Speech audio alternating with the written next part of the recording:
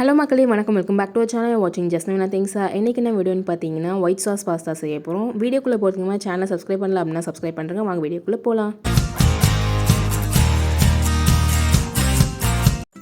Pasta வேக வைக்கிறதுக்காக நம்ம ஒரு யானத்தில் 2 சொம்பு தண்ணி ஊற்றிக்கலாம். நான் இன்றைக்கி மக்ரூனி தான் எடுத்திருக்கேன். நீங்கள் உங்கள்கிட்ட என்ன மாதிரியான பாஸ்தா இருந்தாலும் சேர்த்துக்கலாம். 250 கிராம்ஸ் ஆஃப் மக்ரூனி போட்டிருக்கேன். நான் 1 ஸ்பூன் சால்ட் போட்டுக்கிறேன். பாஸ்தா வேகிறதுக்குள்ளே நம்ம சாஸ்க்கு தேவையான பொருள்லாம் இப்போ ரெடி பண்ணிக்கலாம். ஃபஸ்ட்டு ஒரு கடாயில் 2 ஸ்பூன் எண்ணெய் ஊற்றிக்கலாம். கொஞ்சமாக பட்டர் சேர்த்துக்கலாம். பட்டர் இல்லைனாலும் பரவாயில்ல, இன்னும் ஒரு ஸ்பூன் எண்ணெய் ஊற்றினா கரெக்டாக இருக்கும். இப்போ பொடிசாக கட் பண்ணி வச்சுருக்க 12 பல்லு பூண்டு சேர்த்துக்கலாம்.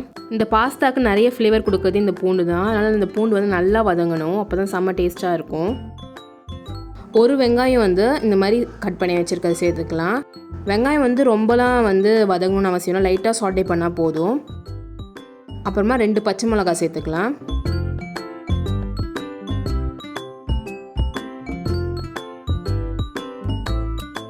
ஆஃப் குடமிளகா கட் பண்ணி வச்சுருக்கிறது இப்போ சேர்த்துக்கலாம். குடமிளகாவும் லைட்டாக வதங்கினா போதும், ரொம்ப வதங்க தேவையில்லை.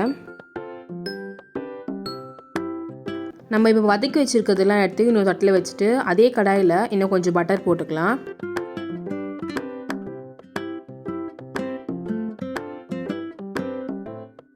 பாஸ்தா போட்டு 15 மினிட்ஸ் ஆயிருக்கு. இப்போ அதை நம்ம கலரி விட்டுட்டு இன்னொரு 5 மினிட்ஸ் வந்தால் கரெக்டாக இருக்கும். அந்த பட்டரில் 2 ஸ்பூன் மைதா மாவு போட்டுக்கலாம். மைதா நீங்கள் யூஸ் பண்ண மாட்டீங்க அப்படின்னா நீங்கள் அதை ஸ்கிப் பண்ணிவிடுங்க. இதை வறுத்துட்டு நம்ம 2 கிளாஸ் மில்க் ஊற்றிக்கலாம். இந்த மாதிரி லம்ஸ்லாம் வந்ததுன்னா நீங்கள் ஃபுல்லாக கைவிடாமல் கலரிட்டே இருக்கணும். அப்படி இல்லைனா நீங்கள் பிளெண்டர் இல்லைனா பீட்டர் வச்சு நீங்கள் அதை அரைச்சிக்கலாம். நான் மிக்ஸியில் தனியாக போட்டு எடுத்துட்டேன். அதுக்கப்புறமா இந்த மாதிரி வந்தது. இப்போ சாஸ்க்கு தேவையான உப்பு சேர்த்துக்கிறேன். நான் 2 ஸ்பூன் சேர்த்துக்கிறேன். அதுக்கப்புறமா சில்லி ஃப்ளேக்ஸ் கொஞ்சம் சேர்த்துக்கலாம். நம்ம இப்போ சாட்டே பண்ணி வச்சுருக்கிறது இப்போ சேர்த்துக்கலாம்.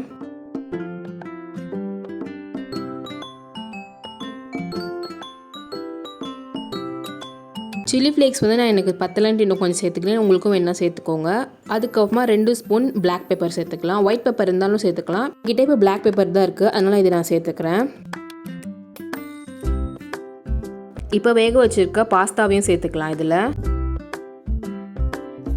அமுல் சீஸ் க்யூபாக இருக்கும்ல, அது நான் இப்போ நான் சேர்த்துக்கிறேன். நான் அதை கட் பண்ணி வச்சுருந்தேன்.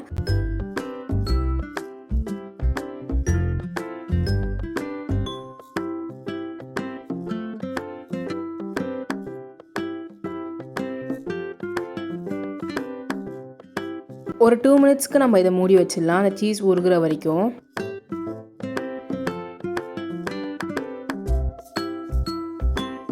நல்லா டேஸ்ட்டாக க்ரீமியான ஒயிட் சாஸ் பாஸ்தா ரெடி ஆகிடுச்சு.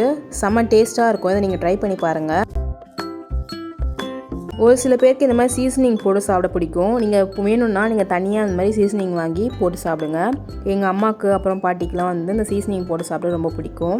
உங்கள்கிட்ட ஆரிகானோ இருந்தால் கொஞ்சம் சேர்த்துக்கோங்க, அதுவும் நல்லா டேஸ்ட்டு கொடுக்கும். என்கிட்ட இல்லாதனால நான் சேர்த்துக்கல, உங்கள்கிட்ட தான் சேர்த்துக்கோங்க. இந்த ரெசிபியை ட்ரை பண்ணி பார்த்துட்டு எப்படி இருக்குன்னு கமெண்ட் பண்ணுங்கள். இந்த வீடியோ பிடிச்சிருந்தா லைக் பண்ணுங்கள், ஷேர் பண்ணுங்கள், கமெண்ட் பண்ணுங்கள். மறக்காமல் சப்ஸ்கிரைப் பண்ணுறேங்க. அந்த பெல் நோட்டிஃபிகேஷனும் ஆன் பண்ணி வச்சுக்கோங்க.